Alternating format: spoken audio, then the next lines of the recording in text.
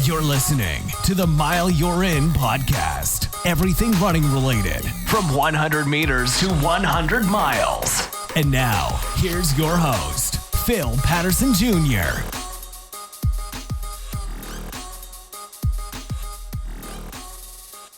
What's going on, everybody? Welcome back to another episode of the Mile You're In podcast. Let's get right into it. But actually, first, I can't forget the Patreon supporters. And I hate to say this, it hurts just a little bit. But I'm losing one of my supporters, my longtime day one supporters, Francine. I know you'll be back.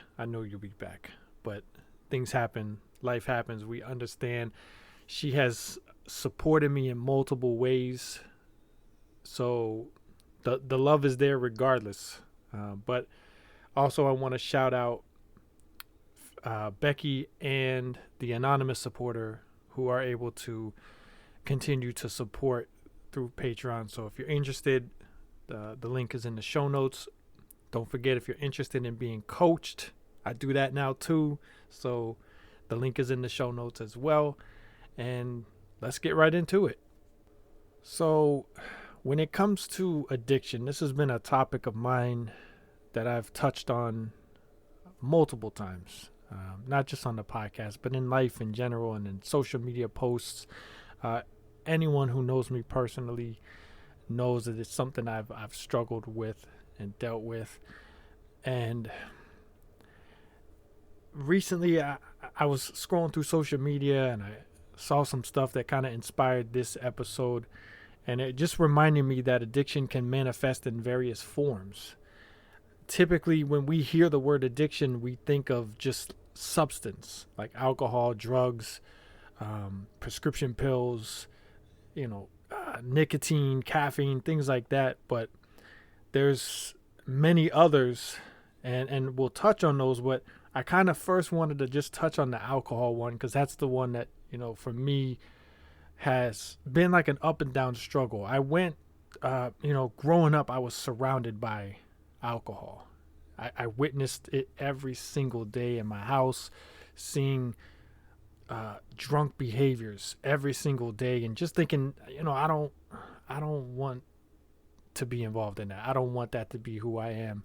So I did not drink until I was probably somewhere in my mid-20s, I want to say. And I went, it got in my system and I became addicted to it. And it got ugly. And it got ugly quick. And I sobered up for a good, 4 or 5 years maybe. And then it came back. And there was another long cycle of dealing with it. A good 6, 7, maybe 8 years, maybe more. And again, it got worse progressively over time. And I got sober again. And for a good 2.5, almost 3 years, I was sober. And then life happens again and you let it in. And next thing you know, you're dealing with it all over again. And so now I want to say, I remember it was the Sunday after Thanksgiving. So let's see, December, January, February, March. So I'm about 4 months sober now, doing well, doing great, feeling great. And the thing about it is, no matter how strong you think you are, it's when you allow that temptation to creep in, when you allow that, I'm gonna just have a little bit, I'm just gonna do this, just this much, I'm only gonna have that much. It's that opening of the door that causes these problems. That's where you get caught up in the addiction if you don't have that control. And see, that was my problem, and is my problem, to be honest. I won't use it in past tense. If right now I'm good. I can walk up and down the aisles in the store and walk up and down those aisles that sell alcohol. I could go into a liquor store right now and I'm fine. But it's when you're in those down moments, when something's going on, you're upset, you're depressed, you're sad, stressed out. It's in those moments, your weaker moments, where you really get tested. And that's what's kind of happened in the past. I was tricked into, well, I wouldn't say I was tricked into it, because it was my birthday and my coworkers, friends said, "Hey, we're going to buy you your first drink." They didn't tell me the drink they were buying me was one of the strongest drinks on Long Island, so I'm thinking, I'm just having like a minor drink, but I'm having something major. And I'm not gonna lie, the buzz that it gave me, that feeling felt good, and that's what I got addicted to. And that's the thing, like, I'll admit it, I hate the taste of alcohol, but it's the buzz, it's that feeling, that tipsy feeling, that once it's in you, you want more of it, and then you can't control it. Next thing you know, I'm blacked out, and I'm waking up hours later or the next day like, yo, what did I do? What happened? And I'm like trying to look around and put the pieces of the puzzle together. Like, I didn't want to live like that anymore, especially having a son now, and just trying to do better for myself and for him. So it's something that I've struggled with up and down, and I believe going forward I have a better way of handling those temptations. Again, I haven't had that issue for the 4 months so far, but I know there will be a time that it's going to come, and I just got to stay ready. So moving on from that, though, again, I was talking about the other types, right? So there's behavior addictions like gambling, internet, video gaming, shopping, exercise, work, sex, all those different things, right? And I think we don't think about the consequences of each one of these, right? Like, when you think of sex, you think, well, how can that be bad? But if you're so addicted to it, you start to lose the interest in your partner, and then that's where you start to venture out and start flirting with other women and look for sex with other women, because you kind of get bored with what you got, right? And that's the thing. Like, when I thought about the alcohol, it's like, okay, that buzz was nice, but then it's like, I'm kind of getting used to this. I'm kind of bored of it. I want to let's go a little more, and then you get used to that, and then you keep going and going and going, right? So you're having sex with your girlfriend, boyfriend, husband, wife, whomever, but then you're so addicted to it that you want more. Like, you're not satisfied with that anymore, so you start searching for more from somewhere else, someone else, and that leads to cheating and relationship issues. When I think of video gaming, there's been times where, like, I sacrificed sleep and paid for it the next morning, going into work, being tired, not wanting to run the next morning, things like that, where something innocent, like just playing video games, a stress reliever, something that was kind of good for me in a way, was becoming bad because I was so addicted to it. I was spending so much time with it. I was neglecting other things. You think of like pornography, and the thing with that, like, it really deceives you, because you see what they're doing in these videos and you think that's sex, and you get this perception of what sex is supposed to be, and it kind of ruins it in reality for a lot of people. But it really does lead to negative consequences in your personal and even at times professional life, because you've seen a lot of people lose their job over it. Like, they're so addicted to it that they start trying to watch it on their work computers or on their phones at work and things like that, and they get caught, or they're in class and it's on their computer. So addiction can get you in many different ways. Exercise, right? With running, or people that go to the gym, obsessive behavior towards physical exercise results in sometimes physical harm. And it's happened to me, right? I become so obsessed with running sometimes that I'm actually doing more harm to my body. There is a thing of overtraining, right? You're overusing muscles and overusing nerves and tendons and all those things. And if you're not recovering and hydrating properly, you're causing damage to your body, and your body starts shutting down. And I think that's part of what happened to me back in around Thanksgiving, not just the alcohol, but again, I was going so hard at a time where I should have been easing up a little bit. Like I was putting too much stress and pressure on my body that it couldn't handle it anymore, and it started to shut down. And think about the flip side of it, right? Then you got people that don't work out, they're not active, they become addicted to food, right? And some of it could be stress related. There's different reasons that this can happen, but people that are obese and overweight, sometimes we judge them, but we forget that it could be an addiction to food, compulsive overeating and that unhealthy relationship with food. I know people that want to lose weight and they want to stop eating as much as they do and drinking as much as they do, but they're addicted, and it's hard for them to break that cycle and break that habit. And they might do good for a day or two, but they fall right back into that routine. It's so natural for them, and their body starts responding a certain way that they struggle with because they're not used to that. They're used to feeding that crave that the body is crying out for, that they're not used to, and they're not able to mentally fight that. Physically, they might be able to for a little bit. They might get a little weak or headaches and things like that, but mentally, they're not prepared for it. So a lot of times when we look at these situations that people are in, what they're going through, we don't factor in addiction. We look at other reasons that this is happening, when in reality it's a disease that they're dealing with. And I think a lot of people too don't look at addiction as a disease.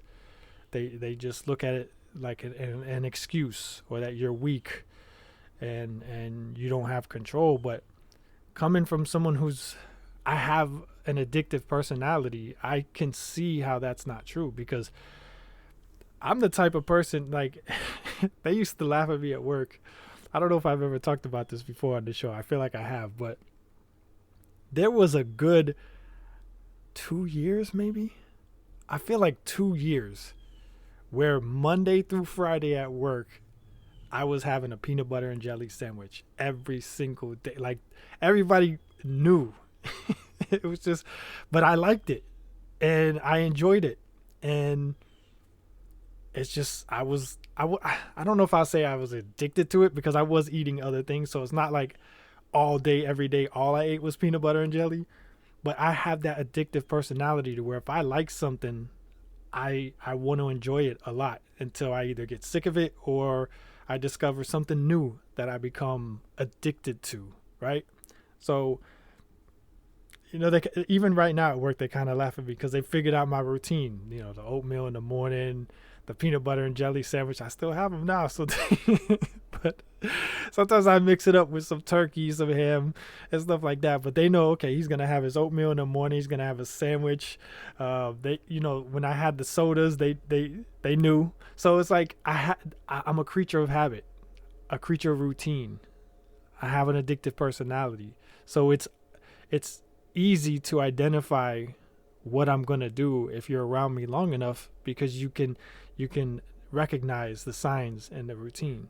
I had mentioned like internet, right, and technology.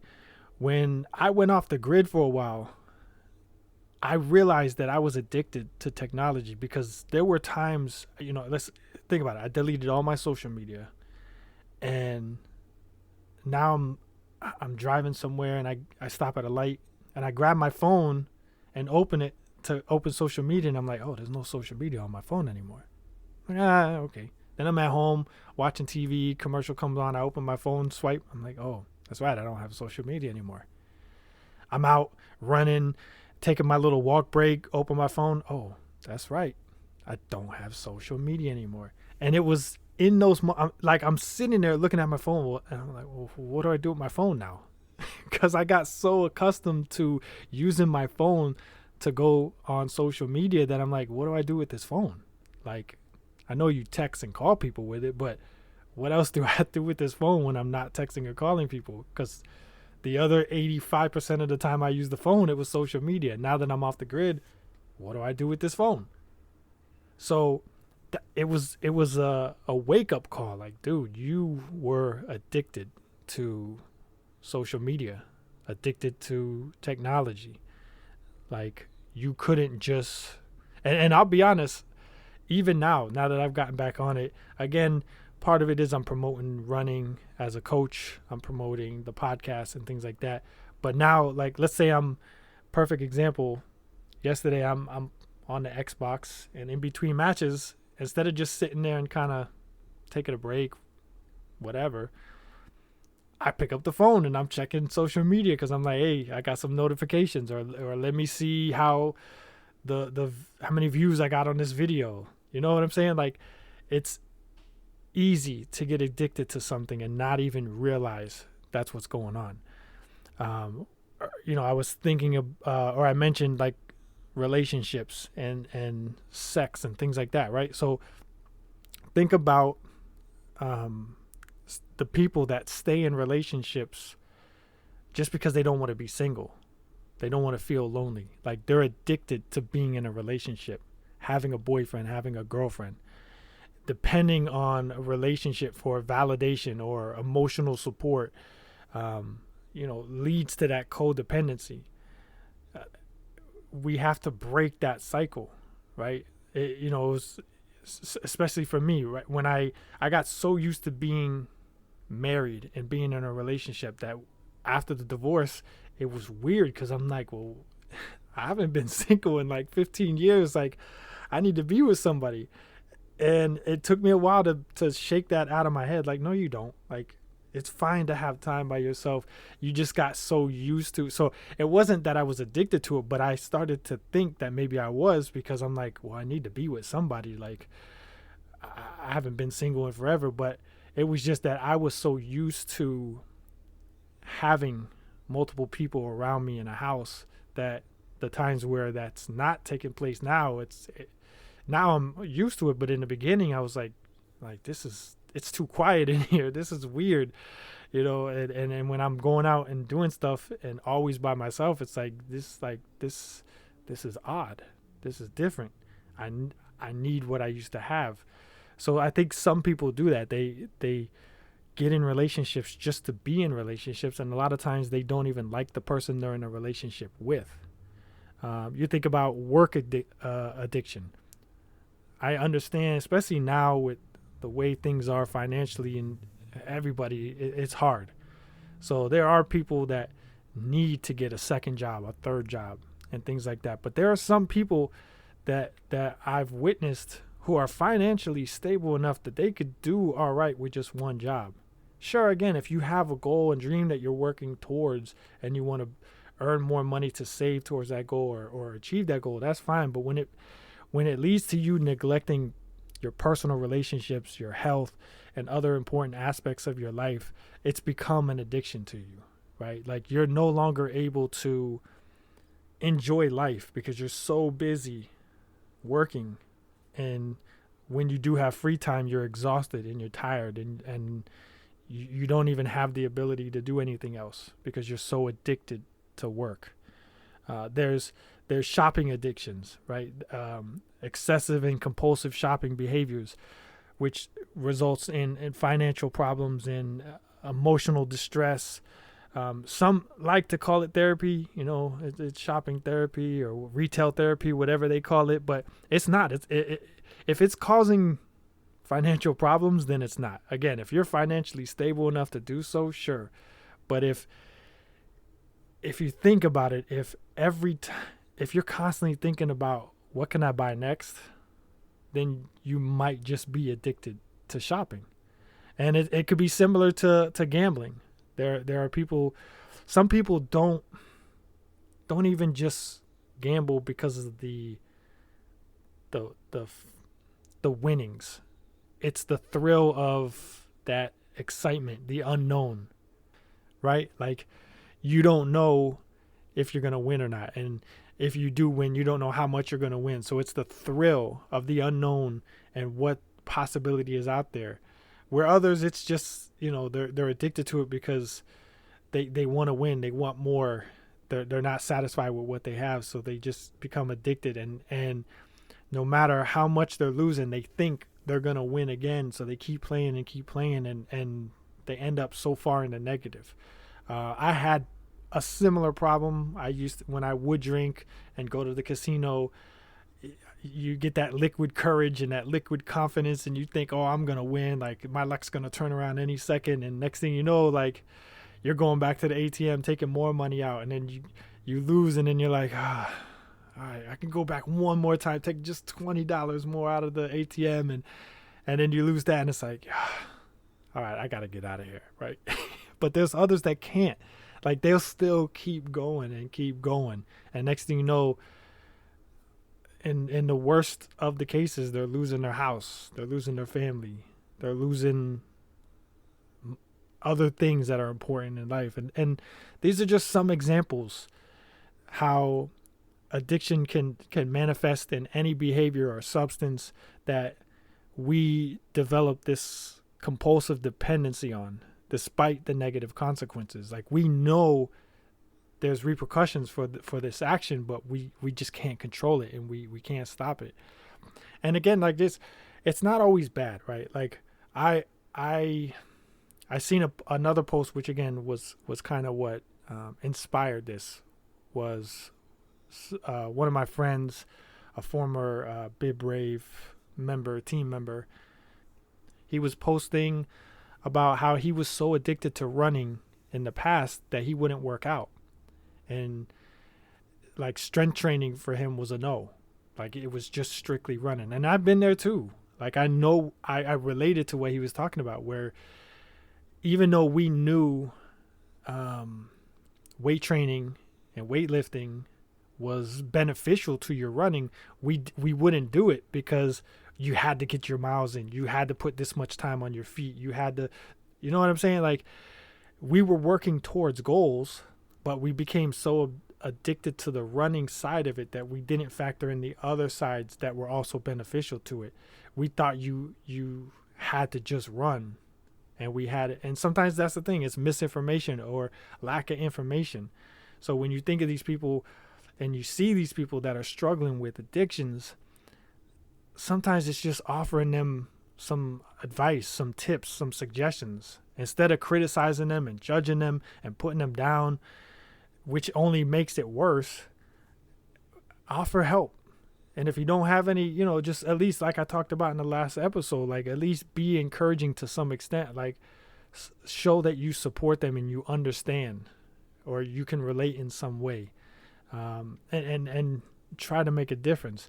I think about a perfect example too was when I was very involved in the church, and part of it was, and this is what's interesting with me.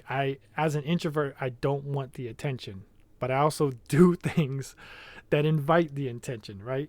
Because most introverts wouldn't get on social media and post about themselves all the time. They wouldn't have a podcast. They wouldn't become a run coach to where now you're forced to have to interact with people more often, right? Like, you would just do things that allow you to disappear in the background and be unseen and unheard.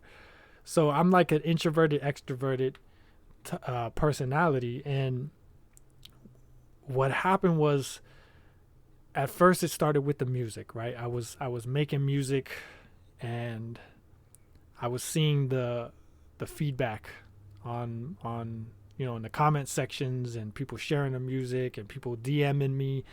And then I started getting invited to churches and revivals and church events and to perform. And then I would see the crowd reaction and hear the crowd reaction and responses afterwards. They come up to me after the shows, and you get addicted to that. So then it's like you want to do more so that you can get that more, right? Because that's feeding your ego, it's feeding your pride, it's the things you're still doing good. And that was the tricky fine line I was walking, because on one hand I felt like I was doing it for me, but on the other hand I could see how it was changing people's lives. So I didn't want to stop, because I was making a difference, I was making an impact. And then that led to getting involved in the kids ministry. And now, I'm seeing the impact I'm making on kids' lives. and the parents coming up to me and thanking me and talking to me. And then I start going on mission trips, and I'm going to Haiti and spending a week there at a time, and now I'm learning Creole so that I can speak the language while I'm over there and not rely solely on a translator. And I'm doing all these things. I'm going to every week I was going to Bible study, like a community group. So I'm doing all these things, and it's just, I'm like, yo, this has become an idol. Like, this has become my God. This has become an addiction. Like, I'm no longer doing this for God or because I believe in God. I'm doing it because I enjoy being seen, being heard, the recognition, the praise. And it really hit me when my church would do these God story videos. And I can't remember I think I submitted myself. And that's where I started to, I don't know if somebody reached out. It's been so long now, I can't remember if somebody reached out to me first or if I submitted it myself. But when I was doing the video, I even started to feel it like you're already thinking about who's going to see this. What are they going to think? What are they going to say? But not like worried, more like I'm going to be popular in the church now. Like more people are going to recognize me. More people are going to see me. Like I was starting to think I was doing it for the wrong reason. And to this day, the video is still up on the YouTube channel. And I go back and I look at the comments that people left there. And that's what kind of humbles me. Like, you know what? Like, God will use you regardless of your situation. And that's what I feel like he was doing. Was he knew I was cocky, I was arrogant, egotistical, prideful. He knew all that, but he still knew he could use me to make a difference and make an impact to the people around me. So that's what he did. But I also learned a lesson through it, and I learned more about myself. And it got to the point where doing all those things was no longer fun. So I stopped making music. I stopped volunteering. I stopped going to the community group. And eventually I stopped going to the mission trips just because I felt like I was no longer needed there. They had consistent teams going, and by the third trip I seen that they were already becoming very self-reliant. They no longer really even needed us. We were more a helping hand versus doing majority of the work for them. So I won't really say, because I miss that, and I still miss it at times. So I won't say that was more of a lack of fun or joy in doing. It was more, I felt like in that particular case that what I still will say was an addiction, because I was thinking about it all the time and working towards going again. Like, I was addicted to it, because again, while I was there, the kids that would run up to you and then the pastors and the parents and people that would come up to you and recognize you, it again fills your ego, it fills your pride, and you have to think about, why are you doing these things, right? So sometimes it's not just something that's harmful to you, like drugs or gambling, pornography, things like that. Sometimes there are things that you're doing good, running, volunteering, stuff like that, but it could still become so much of an addiction that it affects you in other ways. So that's where moderation is crucial to maintaining a healthy and balanced lifestyle. It allows us to enjoy various activities and experiences without falling into the trap of excess or addiction. So really, we should strive for moderation because it can help prevent negative consequences and promote overall well-being in different aspects of our life. Again, like diet, exercise, work, leisure activities, relationships, all of that stuff. So try to find that sustainable balance that supports your physical, mental, emotional, and spiritual health. So until the next episode, consider your behavior towards certain people, places, and things, and see if they become an addiction that needs to be addressed.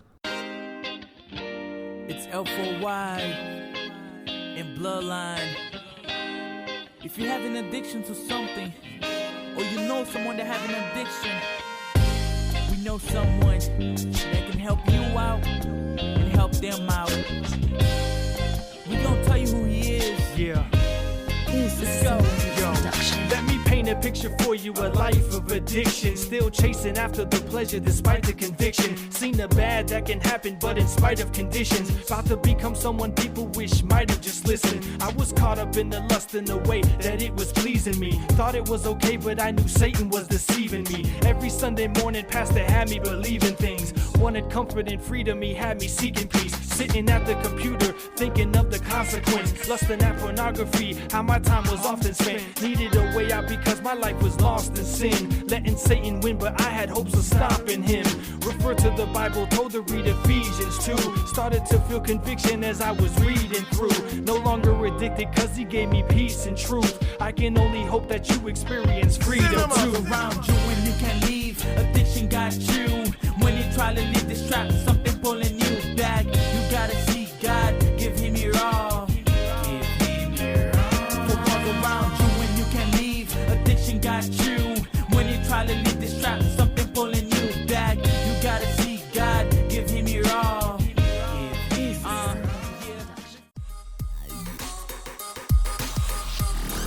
Thanks for listening to the Mile You're In podcast. If you enjoyed it, make sure to like, share, and subscribe.